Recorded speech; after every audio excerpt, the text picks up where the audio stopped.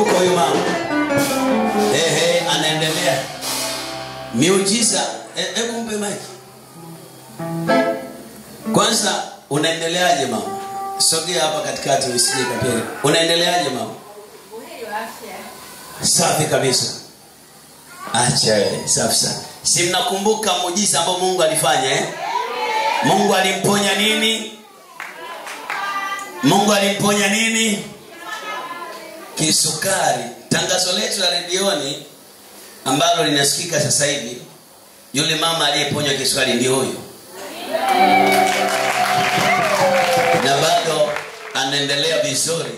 Kwa majina naitwa Winfrida Salvatori Tibemoga. Naishi Mapinga, Bagamoyo. Kanisa nilifahamu mwaka 2024 kupitia kwa rafiki yangu Paula, tulisoma wote Rugambwa.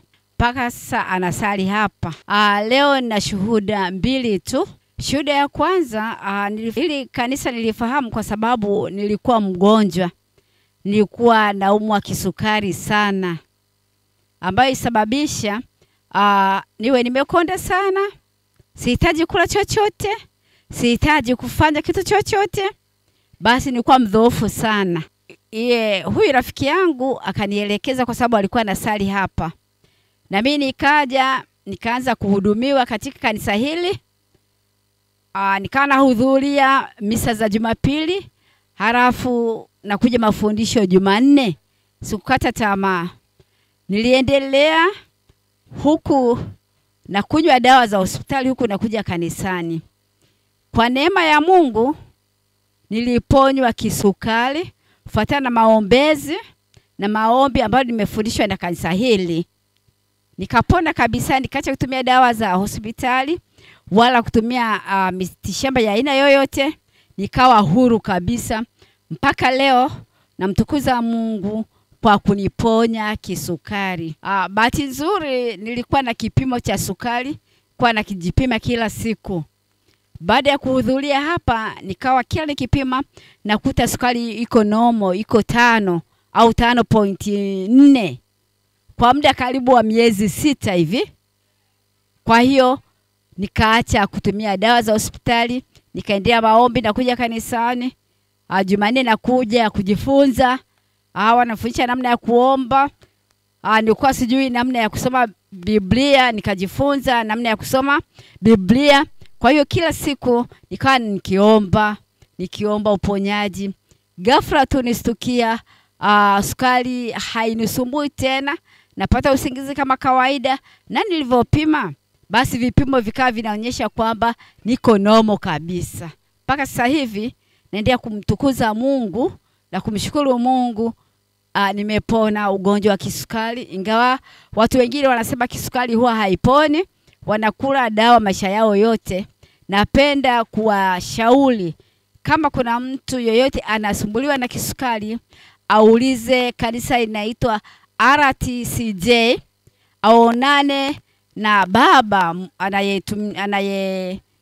anayehudumu katika hili kanisa. Atafundishwa, ataombewa na atakuwa huru kama mimi nilivyo huru. Nilikuwa asili baadhi ya vitu mpaka hospitalini walinikataza kula vitu, kwa mfano soda, kutumia sukari, vyakula vya wanga. Lakini kwa sasa nakula kila kitu na niko huru kabisa, na mtukuza Bwana kwa hilo. Shuhuda ya pili, baada ya kupona sikuacha kuja madhabahu hii. Niendelea kuja kuombewa mambo mbalimbali ambayo yalikuwa yamefungwa. Nilikuwa naishi eneo ambalo watu wamejazana sana, tuseme Uswahilini. Nilikuwa sipendi kuishi maeneo hayo. Lakini baada ya kuwa nakuja naongea na mtumishi wa RTCJ, ananiombea, ananishauri, ananifundisha namna ya kuomba. Ghafla niweza kuwa na uwezo wa kumiliki viwanja 2. Kimoja kiko Mapinga, kingine kiko Fukayose. Sasa hivi na viwanja vyangu, sio viwanja. Nilivyoendelea nikamwambia baba huyu anayesaisha hapa RTCJ,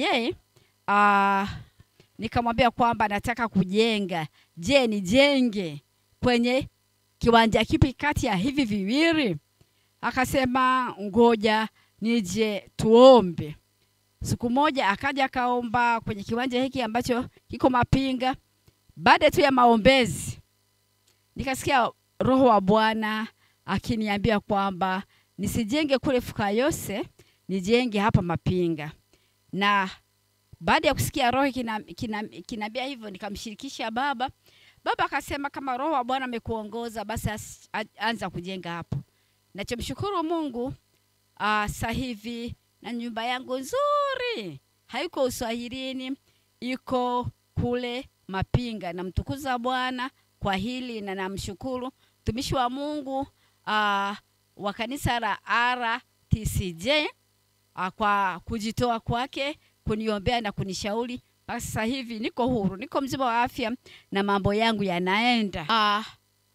Kama kuna mtu ana shida labda ya afya au ya kipato, asikate tamaa. Namshauri aulize hili kanisa ambako lipo. Maki hili kanisa liko Boko huku. Aulize mahali ya kanisa la RTCJ lipo, aje. Sasa asihudhurie mara moja tu Jumapili alafu akakata tamaa. Mimi mwenyewe mpaka naendelea kufanikiwa mpaka sasa sikuhudhuria Jumapili tu. Nilikuja nikahudhuria Jumapili, nikana sai Jumapili. Hata baba akaniambia kwamba natakiwa kuja kujifunza namna ya kujiombea mwenyewe neno la Mungu. Kwa hiyo nikawa nahudhuria ibada za wiki. Kwa wiki mara moja nilikuwa nakuja kila Jumanne, wakati mwingine Alhamisi, nashiriki maombi. Mpaka sasa mambo yangu yanaendelea vizuri na najua namna ya kujiombea mimi mwenyewe. Sio lazima uende kuombewa huko usijui nini. Mimi kabla ya kuja hapa kwa kweli nilitanga sana makanisa mbalimbali, futa huduma za wachungaji mbalimbali, lakini kusema ukweli sikufanikisha. Lakini nilipokanyaga kwenye madhabahu hii ya RTCJ, kwa kweli mambo yangu yalifunguliwa, magonjwa yakapona. Jamani, kama nasubiriwa na kisukari, njoo hapa RTCJ utahudumiwa na mtumishi wa Bwana, na kikubwa uwe na imani. Imani ndio mimi iliyoniponya. Na kuomba ndugu yangu usisumbuke huko ukihangaika kutafuta sio kwenda kwa waganga au kuhangaika kwenda makanisa mengine. Njoo kanisa hili na utanitafuta, utanishukuru. Upako utakaopata hapa sio wa kawaida. Karibu.